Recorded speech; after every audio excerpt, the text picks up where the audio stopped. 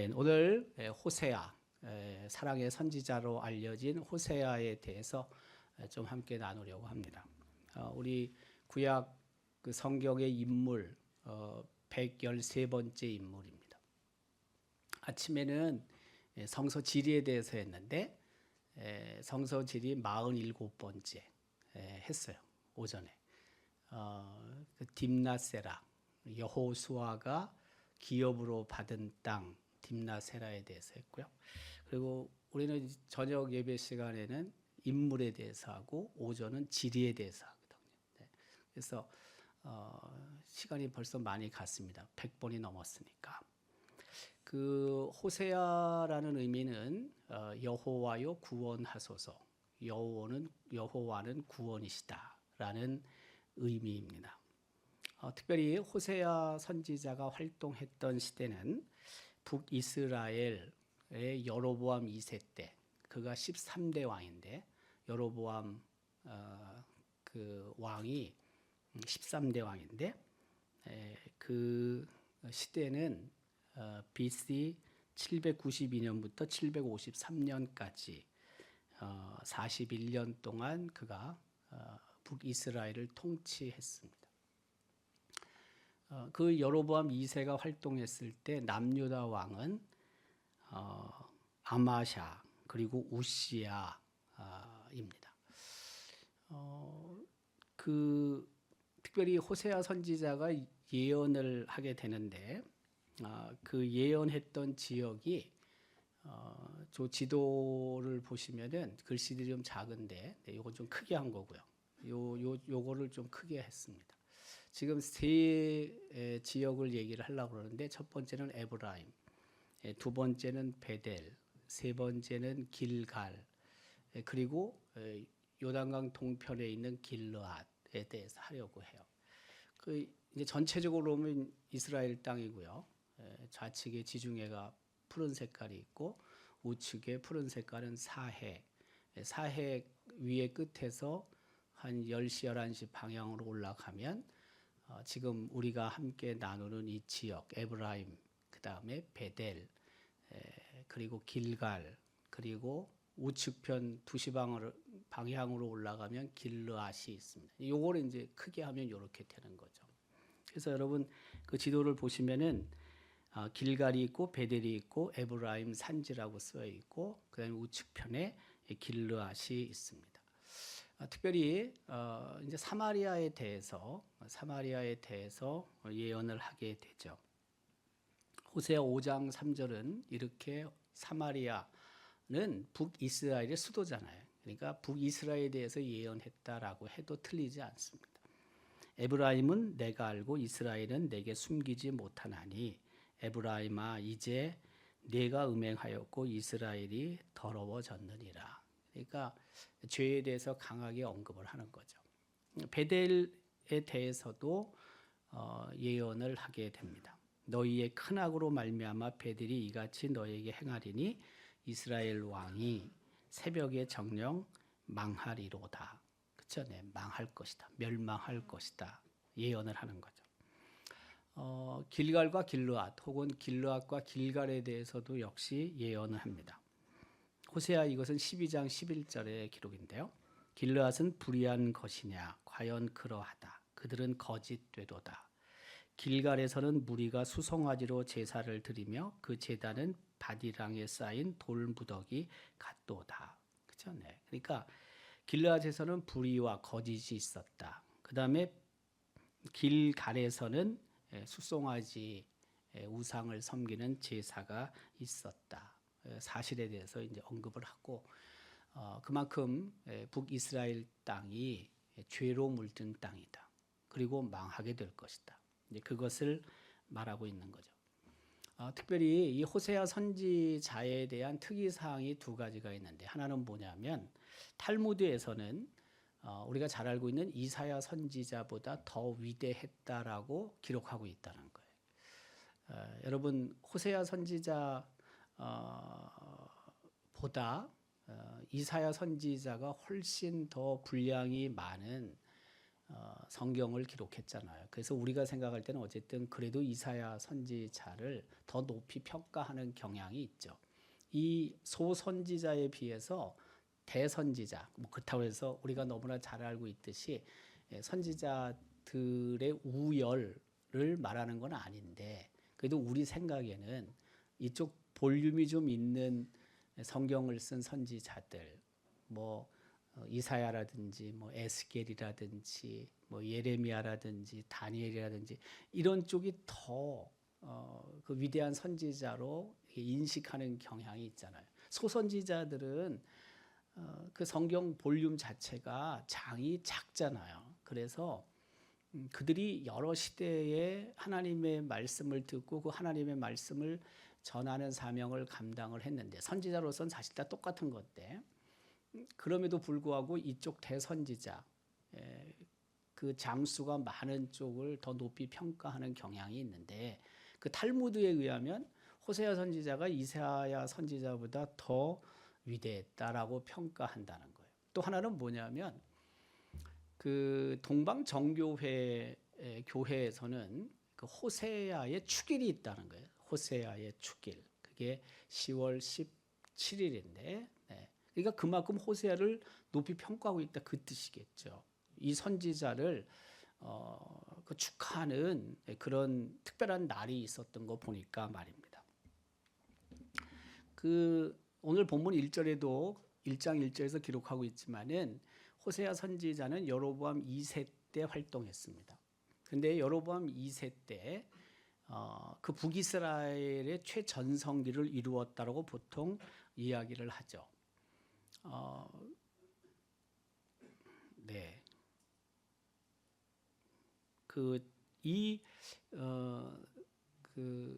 여로보암 2세는 북이스라엘 왕 가운데 가장 오랫동안 통치했습니다. 41년. 두 번째는 이제 예후 10대 왕인데 그가 28년. 그리고 바하사 3대 왕이 24년. 그리고 여로보암 1세 초대 왕이죠. 그가 20년을 통치했거든요. 그러니까 다른 왕들과 비교가 안 될 정도로 오랫동안 북이스라엘을 다스렸고, 누가? 여로보암 2세가. 그리고 그 시대 때 여러 나라들을 정복하게 되죠. 그 북이스라엘의 최전성기를 이루었습니다. 영토가 확장이 되었고 하맛 어구까지 정복을 했다. 하맛 어구는 북이스라엘 영토를 넘어서는 수리아 혹은 뭐 시리아 혹은 아람 이 지역까지 올라가는 곳이거든요. 그래서 그 열왕기하 14장 25절에 따르면 북쪽으로는 하맛 어구까지, 그리고 남쪽에는 아라바 바다까지 이 여로보암 2세 때 그 영토가 확장되었다는 것입니다. 그 하맛 어구가 어디냐, 혹은 그 아라바 바다가 어디냐, 이 지도를 보면은 우리가 알 수 있습니다. 맨 위쪽에 보면 빨간 글씨로 하맛이라고 쓰여져 있고요. 그 밑에 이렇게 내려와 보면은 이제 사마리아, 북이스라엘, 또 쭉 내려오면은 분홍색 거기가 남유다 이렇게 되는 거거든요. 그러니까 하맛이 굉장히 많이 올라간다고 보면 되는 거죠. 하맛 위에는 아시리아, 아수르가 있습니다. 그러니까 이 여로보암 2세 때 북쪽으로 굉장히 많은 영토를 확보했다는 뜻입니다. 누가? 여로보암 2세가.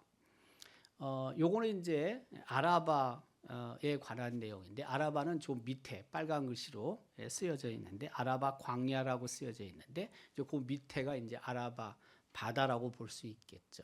그러니까 그 북이스라엘 그 영토로 놓고 보면은 여로보암 2세 때 북쪽으로 남쪽으로 굉장히 큰 영토를 확보하고 있었다. 그래서 북이스라엘의 최고의 전성기라고 보통 이야기를 하고, 그 최고의 전성기 때 활동했던 선지자가 호세아다라고 생각하면 되는 거죠. 그런데 이제 우리가 늘 생각하지만 물질적으로 그 황금기를 구가하다가 결국에는 그 시대가 또 가장 타락한 시대였다는 것입니다. 언제나 이게 이제 상반이 되는 거예요.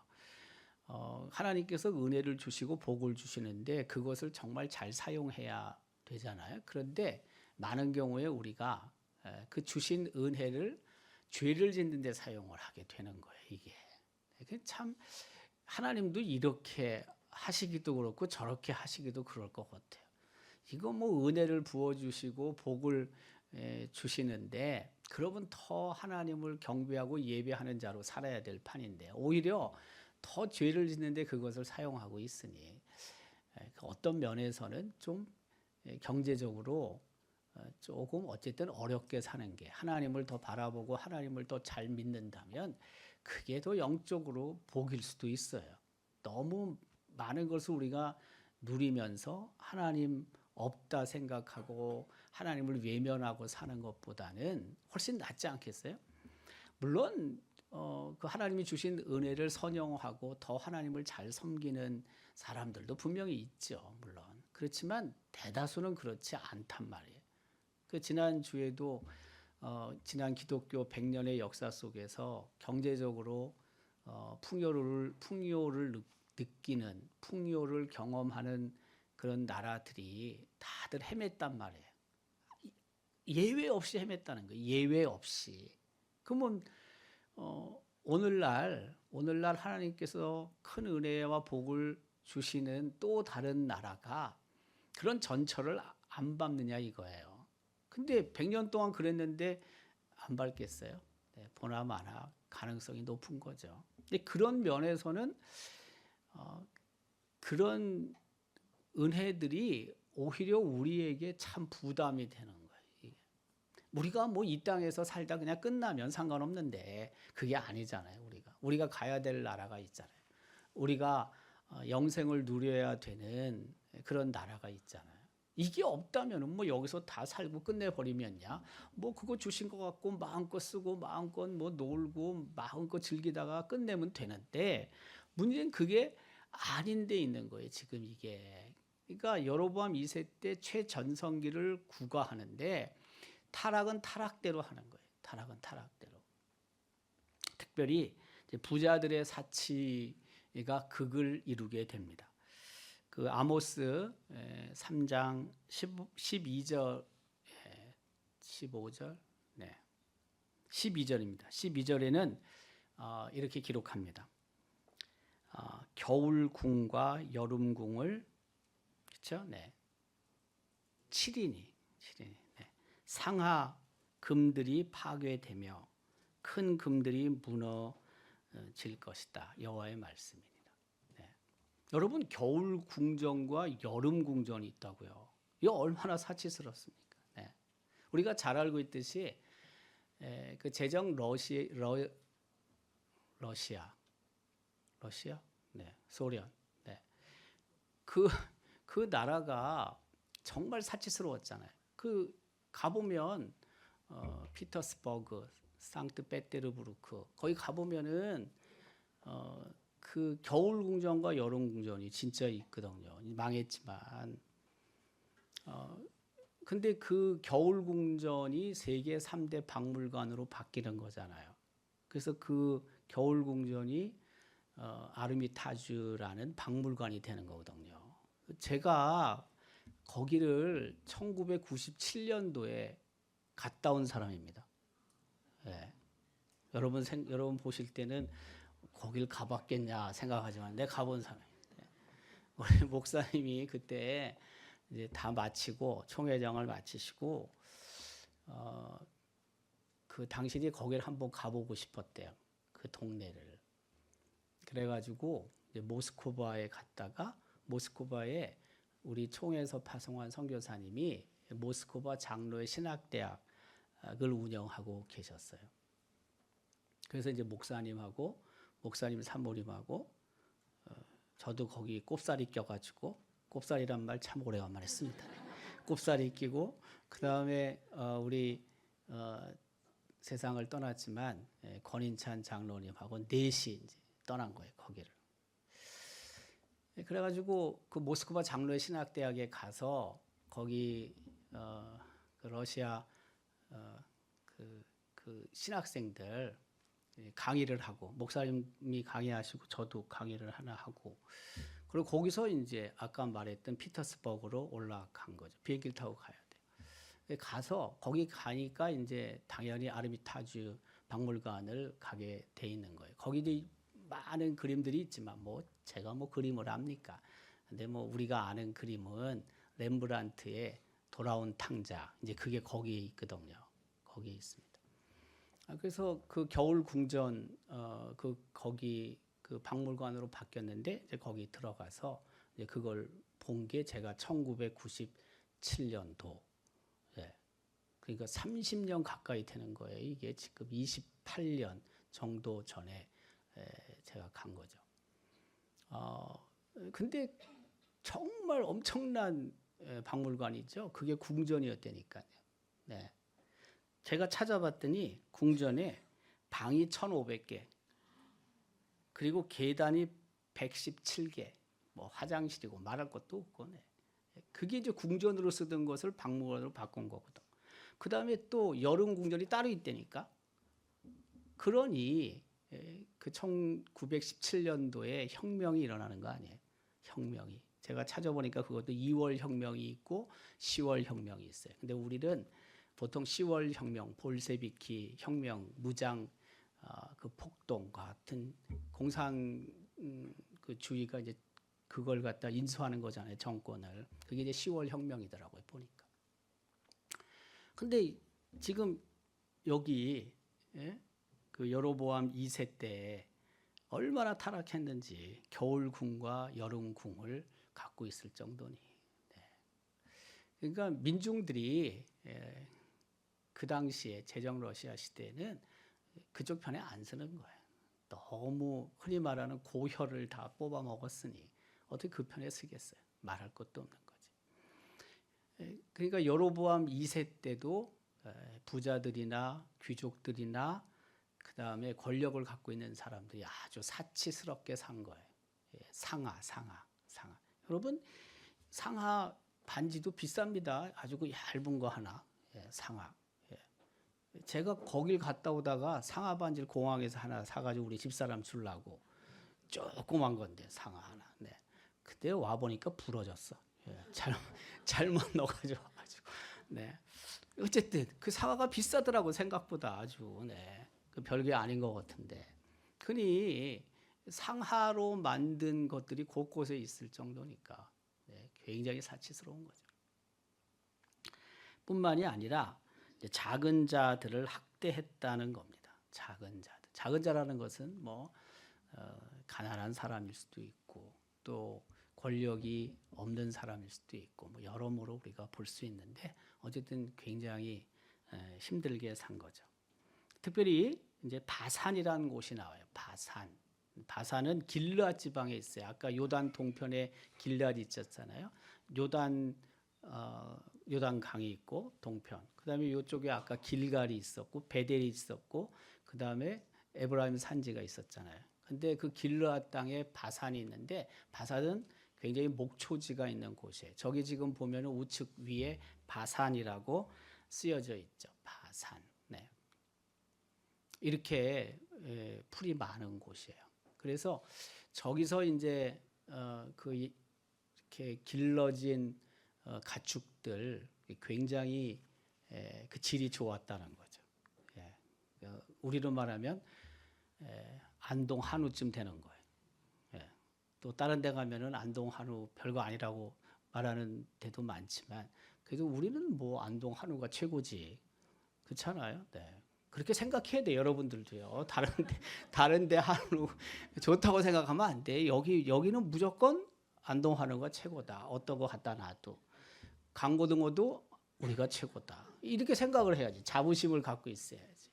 찜닭도 뭐 서울에도 있지만은 늘 그래요. 여기 와서 먹는 분들이 많은데 그런 얘기를 늘 하는 거죠. 그거랑 다르다. 근데 난 실제 서울에서 한 번도 못 먹어봤어. 찜닭을. 한 번도 못 먹어봤거든요. 근데 비교를 난 못하는 거예요. 그러니까 솔직히. 왜? 먹어봤어야지 내가 여기서 먹는 거랑 비교를 할 수 있는데 일종의 제가 좀 거짓말하는 것도 있는데 비교도 안 된다.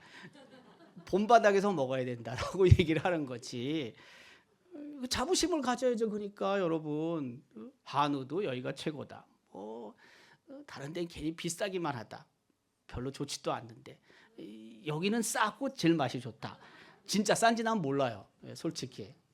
진짜 싼지 모르겠는데 어쨌든 싸고 제일 질이 좋다. 툭불도 다른 데 툭불하고 다르다. 여기 툭불은 거기 딴 거에 비하면 4불쯤 된다. 이렇게 얘기를 해야 되는 거지.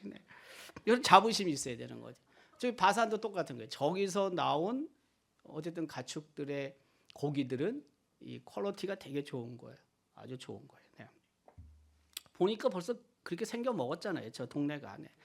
그다음에 이제 불의한 사회 구조였죠. 불의. 그 아모스 5장 11절 그리고 24절. 특별히 이제 24절을 보면 그래요. 오직 정의를 물같이 공의를 마르지 않는 강같이 흐르게 할지어다. 이거 우리가 너무나 잘 알고 있는 하나님의 말씀이잖아요. 그만큼 공의와 정의가 막혀 있는 거죠. 공의와 정의를 볼 수 없는 거예요. 그래서 아모스 선지자가 정의를 물같이 공의를 마르지 않는 강같이 흐르게 할지어다. 이렇게 말하는 거죠. 그 호세아 11장 12절은 이렇게 기록하죠. 에브라임은 거짓으로 이스라엘 족속은 속임수로 나를 애워쌌고 유다는 하나님 곧 신실하시고 거룩하신 자에게 대하여 정함이 없도다. 그만큼 불의가 판을 치는 사회였다라는 것입니다. 뿐만이 아니라 그 우상을 그렇게 섬긴 거예요. 금송아지. 여러분 금송아지 사건 알잖아요. 이스라엘 백성이 애굽에서 나오고 시내산에서 모세가 율법을 받고 내려올 때 밑에 있었던 이스라엘 백성이 자기들이 갖고 온 금을 가지고 다 모아서 그걸 가지고 금송아지를 만든 거 아니에요. 송아지가 애굽의 유명한 신이었거든요. 우상이었다고요. 나와가지고 그걸 만들어 놓고 이 금송아지가 자신들을 애굽에서 구해낸 신이라고 할 정도니 하나님이라고 말할 정도니 근데 그게 그대로 이어지는 거예요. 여전히 계속. 저기 보면 그 느밧의 아들 여로보암의 모든 죄에서 떠나지 아니했다. 하나님 보시기에 악을 행했다. 저러고도 그냥 제대로 있을 거라고 생각하면 하나님을 너무 무시하는 거지. 그렇지 않습니까? 호세아 13장 1절 2절도 마찬가지입니다. 우상을 섬기는 이 여로보암 2세 때의 시대상을 정말 잘 언급하고 있습니다. 호세아 선지자가 이제 예언을 하는 거예요. 아까도 예언의 그 범위에 대해서도 이야기를 했지만은 호세아 선지자의 예언이 이렇습니다. 첫 번째는 뭐냐면 애굽과 아수르의 포로가 될 것이다는 것입니다. 호세아 9장 3절에 그 세 개의 지명이 나와요. 하나는 에브라임, 또 하나는 애굽, 또 하나는 아수르가 나오게 돼요. 그들은 여호와의 땅에 거주하지 못하며 여기서 말하는 여호와의 땅은 북이스라엘 땅을 말하는 거예요. 애굽으로 다시 가고 애굽에서 종살이하다가 나왔잖아요. 근데 다시 애굽으로 간다는 거예요. 그다음 뭡니까? 아수르에서 더러운 것을 먹을 것입니다. 여기 아수르로 진짜 포로로 잡혀가죠. 아수르에게. 우리가 알고 있듯이 BC 주전 722년도에 이 북이스라엘이 멸망당하잖아요. 사마리아 성이 함락당하잖아요. 아수르의 공격에 의해서. 그리고 실제 아수르에게 포로로 잡혀가게 되는 거죠. 앞서 언급한 것처럼 여로보암 2세 때의 시대는 주전 792년부터 시작해서 753년에 끝나거든요. 여로보암 2세 시대가. 그리고 722년도에 멸망당합니다.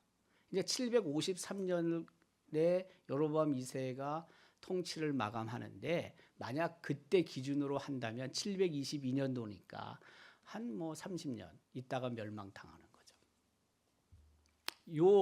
지금 그 아수르나 그다음에 애굽의 지도가 이런 거예요. 여기 보면은 지금 지중해가 있고 그다음에 밑에 홍해가 있는 거고 홍해 옆에 좌측편에 애굽이 있고 그다음에 그 홍해에서 두시 방향으로 올라가면 가나안 땅 이스라엘이 있는 거고 그 이스라엘 위에 아수르가 있는데 제가 볼 때는 아수르를 좀 너무 가까이 그린 것 같아요.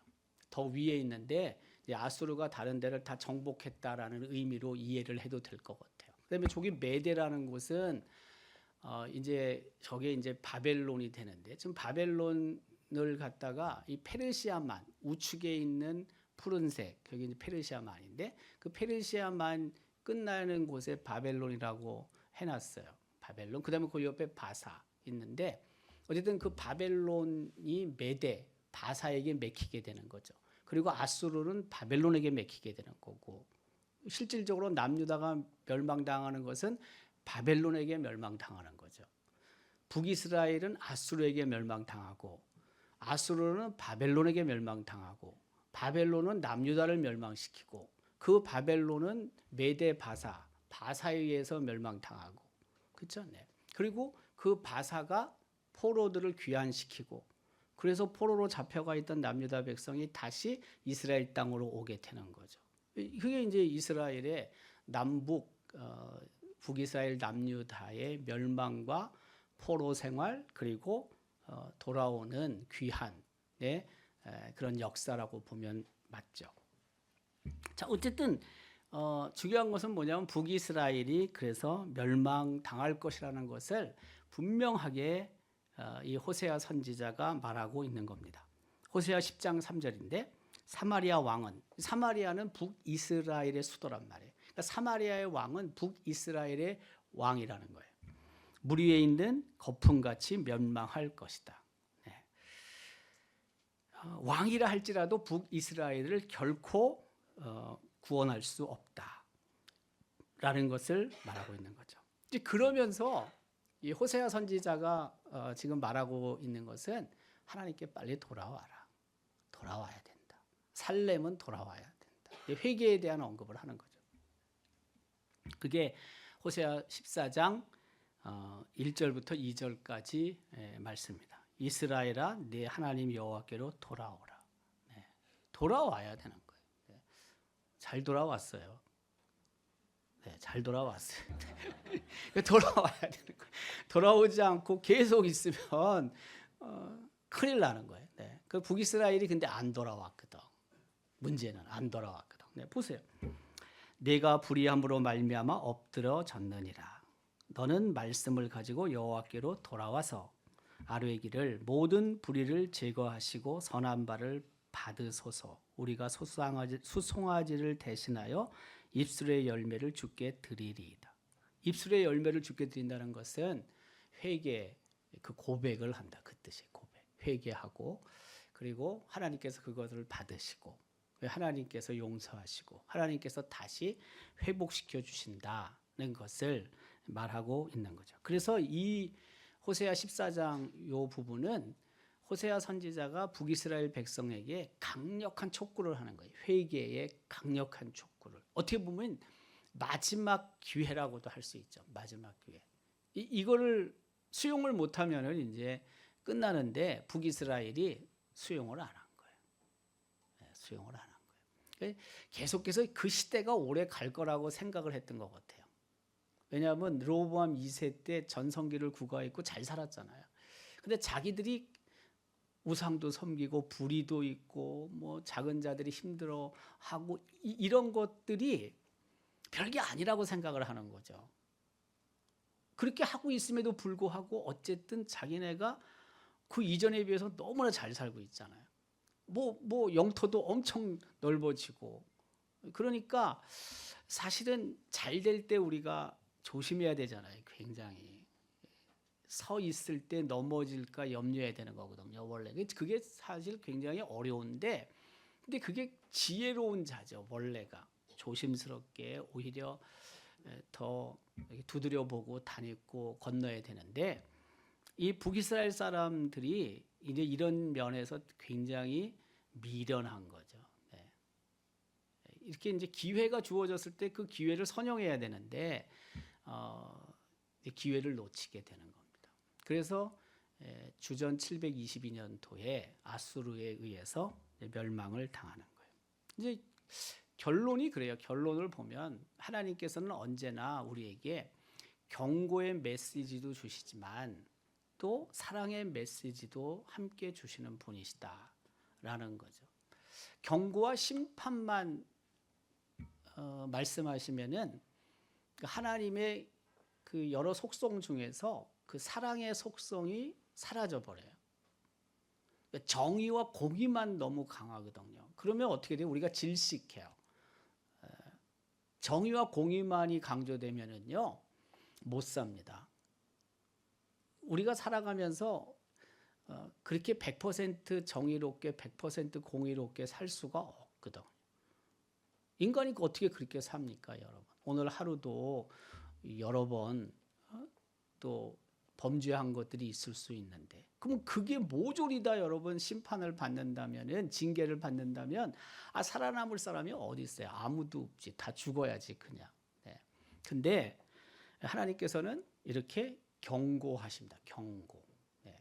경고의 메시지를 주시는데 그 경고의 메시지를 주실 때 우리가 그걸 잘 수용을 해야 돼요. 깨달아야 돼요. 그 의미를 알아야 된다고요. 그게 진짜 지혜로운 사람인 거죠. 뭐 아무리 우리가 뭐 공부를 많이 하고 아무리 뭐 책을 많이 읽어도 그럼 경고의 메시지가 왔을 때 그 메시지의 의미를 깨닫지 못한다면 그건 지혜로운 게 아닌 거죠. 네.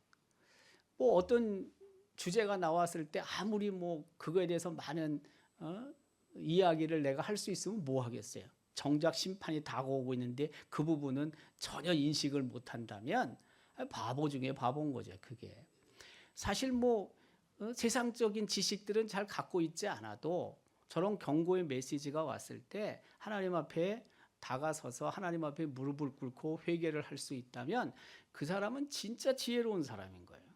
그렇지 않습니까, 여러분? 그 죽지 않고 살 수 있는 길인데. 하나님은 경고의 메시지뿐만이 아니라 사랑의 메시지도 우리에게 주시는 분이시다. 네, 돌아오라는 거예요. 돌아오라는 거. 네. 돌아오라고 하실 때 어쨌든 돌아가는 게 맞는 거예요. 네. 왜? 그렇지 않으면 정말 엄중한 심판대 앞에 서기 때문에 그런 거죠. 호세아 선지자를 통해서 하나님이 우리에게 하시는 말씀이 있습니다. 저게 지금부터 2700년 전의 일이긴 하지만 그렇잖아요. 주전 700년 대에 있었던 일이잖아요. 호세아 선지자가 활동했던 게. 근데 오늘날도 마찬가지예요. 여전히 하나님께서는 개인적으로 혹은 우리 가정에 혹은 국가적으로 돌아올 것을 요구하고 계시죠. 네. 돌아서야죠, 빨리. 네. 그리고 하나님 앞에 우리가 더 회개해야 될 제목들을 찾고 회개하고 하나님이 원하시는 삶을 우리가 살아갈 때 비로소 그 하나님께서 우리에게 베푸시는 그 은혜와 복이 가치가 있는 거예요. 가치가. 하나님이 주신 은혜를 무가치하게 만드는 미련한 사람이 되면 안 된다는 거예요. 정말로 하나님이 은혜를 베푸셨는데 내가 정말 잘했다. 하나님께서 그렇게 평가하시고 인정하실 그런 삶을 사는 게 맞지 않겠어요? 오늘도 우리에게 베푸신 놀랍고 풍성한 은혜가 있습니다. 그 은혜에 더욱 하나님을 바라보고 그 하나님께 감사하며 살아가는 우리 모두가 될 수 있기를 주님의 이름으로 기원합니다.